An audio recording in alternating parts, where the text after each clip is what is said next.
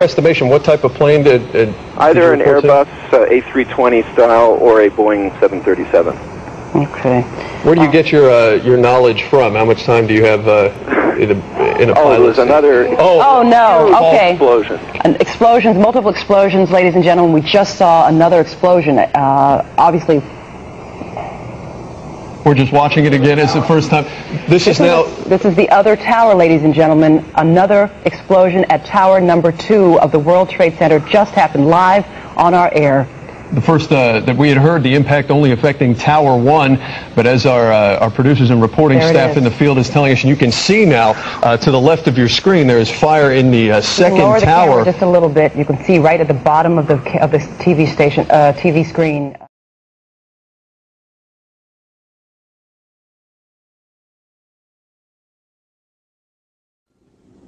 This is an historic moment.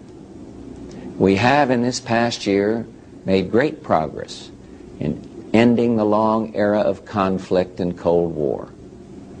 We have before us the opportunity to forge for ourselves and for future generations a new world order, a world where the rule of law, not the law of the jungle, governs the conduct of nations. When we are successful, and we will be, we have a real chance at this new world order, an order in which a credible United Nations can use its peacekeeping role to fulfill the promise and vision of the UN's founders.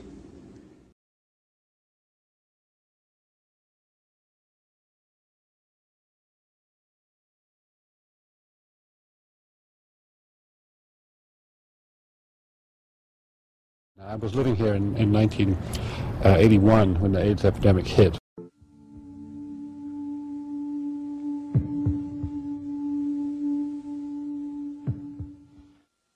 The disease called AIDS, acquired immune deficiency syndrome, sounds less than deadly, more like a diet pill. AIDS has struck only a reported 1,500 people, but it has killed almost 600 of them, and as yet no one with AIDS has been cured. Puzzling new disease has appeared in the past couple of years that is spreading rapidly among homosexuals, and it is a disease that is... 717 with a question: is the deadly disease AIDS now a health threat to the general population? The government today tried to reassure people that there's no evidence AIDS is breaking out into the general population. Assistant Secretary for Health, Edward Brandt. What's important is that there is no reason for panic among the general public. Kills people. It petrifies me because girls be hanging out with them. And one night they could be in the club having fun with their gay friend and give them a little kiss and go home with that AIDS on their lips. This taped concert aired on cable systems last month. Predictably, it did not receive rave reviews from the gay community. In protest, this record store in San Francisco's Castro district will no longer stock Eddie Murphy tapes and records. Murphy's manager says he's not anti-gay, but anti-AIDS.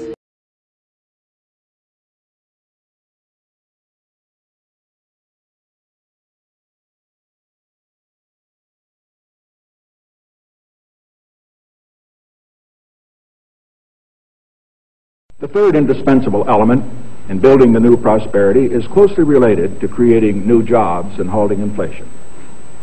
We must protect the position of the American dollar as a pillar of monetary stability around the world. In the past 7 years, there's been an average of one international monetary crisis every year. Now, who gains from these crises? Not the working man, not the investor, not the real producers of wealth. The gainers are the international money speculators. Because they thrive on crises, they help to create them. In recent weeks, the speculators have been waging an all-out war on the American dollar. The strength of a nation's currency is based on the strength of that nation's economy. And the American economy is by far the strongest in the world. Accordingly, I have directed the Secretary of the Treasury to take the action necessary to defend the dollar against the speculators.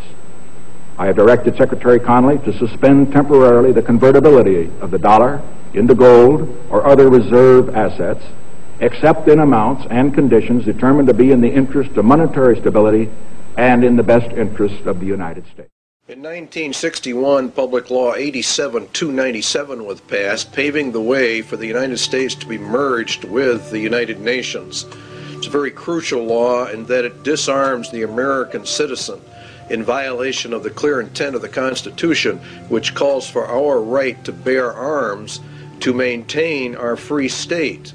Okay, it began back in 1950, actually. These hearings began to take place in the United States, and the calls for a world government were actually held in 1950. Here's a resolution in Congress that was considered and called for testimony, and it says to provide a true world government through the adoption of a world government constitution. Here's a resolution adopted in the United Nations. This is what it says: regulation, limitation, and balanced reduction of all armed forces and all armaments. The all armaments means your weapons that you have in your closet for your own defense. It includes handguns and rifles and all kinds of things. Here's your blueprint for world peace, which was issued also in 1961, concurrently as this move towards putting us under the United Nations. You'll find that as the United States and the Russian military are to be reduced, the UN is consistently brought up to a higher and higher position. The only thing we are left with are internal security forces.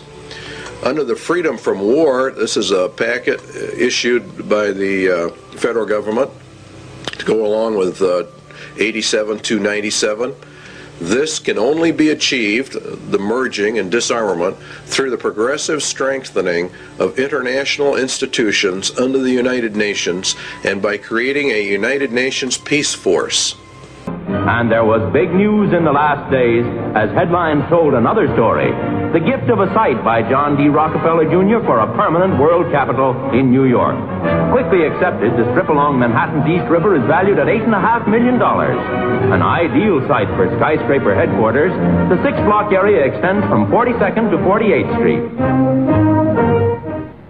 The Rockefeller family formally presented its gift to the UN in March of 1947. The future of this country and the lives of our children and our children's children are interwoven with the success of the United Nations. In it lies the hope of the people of the world. My father considers it a privilege to have had a part in the development of its permanent home. I'm glad to hand you, Mr. Lee, my father's check. Thank you, Mr. Rockefeller. Mr. Rockefeller, Mayor of Lyon, the United Nations extends its sincere thanks to you and to your father for this magnificent gift. We intend to go ahead and create on the East River site a dignified and appropriate headquarters for the United Nations, which will stand for generations to come as a great monument to peace and security. Your family can be proud of its contribution to this cause. Thank you very much. The Rockefeller gift changed the course of history and brought the United Nations to New York City.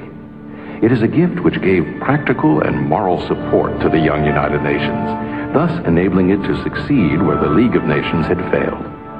It is a gift which furthered the United Nations mission to help save succeeding generations from the scourge of war.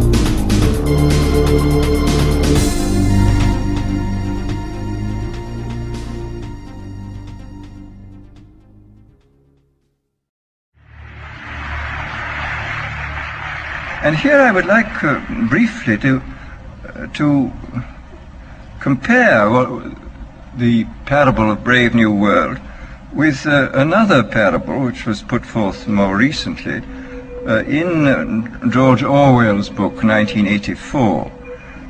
I'm inclined to think that the scientific dictatorships of the future, and I think there are going to be scientific dictatorships in many parts of the world, will be probably a good deal nearer to the Brave New World pattern than to the 1984 pattern. They will be a good deal nearer, not because of any humanitarian qualms in the scientific dictators, but simply because the Brave New World pattern is probably a good deal more efficient than the other.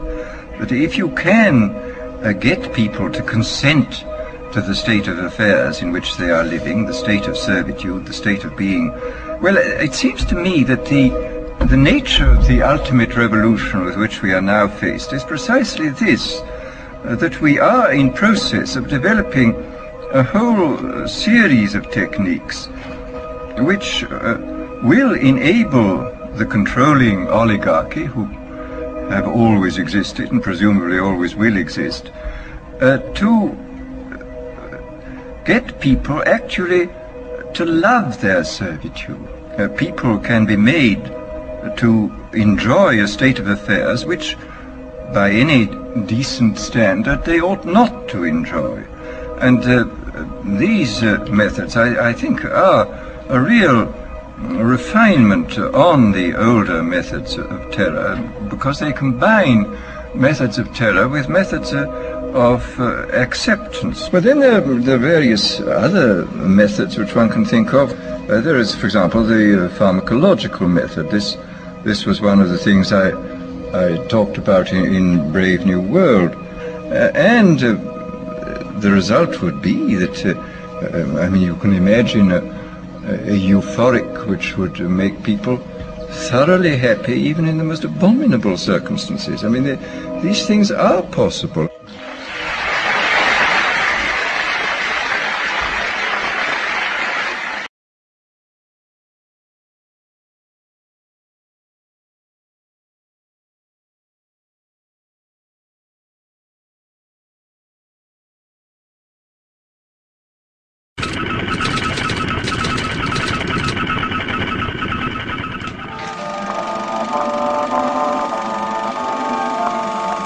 The year is 1917, and Representative Oscar Callaway enters a disturbing statement into the U.S. Congressional Record. The statement reveals why J.P. Morgan interests hired 12 high-ranking news managers. The 12 were asked to determine the most influential newspapers in America. They were to figure out how many news organizations it would take to control generally the policy of the daily press of the United States. The 12 found it was only necessary to purchase the control of 25 of the greatest papers. An agreement was reached. The policy of the papers was bought, and an editor was placed at each paper to ensure that all published information was in keeping with the new policy. Soon, that policy would be defined by a front group formed by J.P. Morgan and his colleagues. In fact, Morgan's personal attorney was founding president of the organization, the Council on Foreign Relations.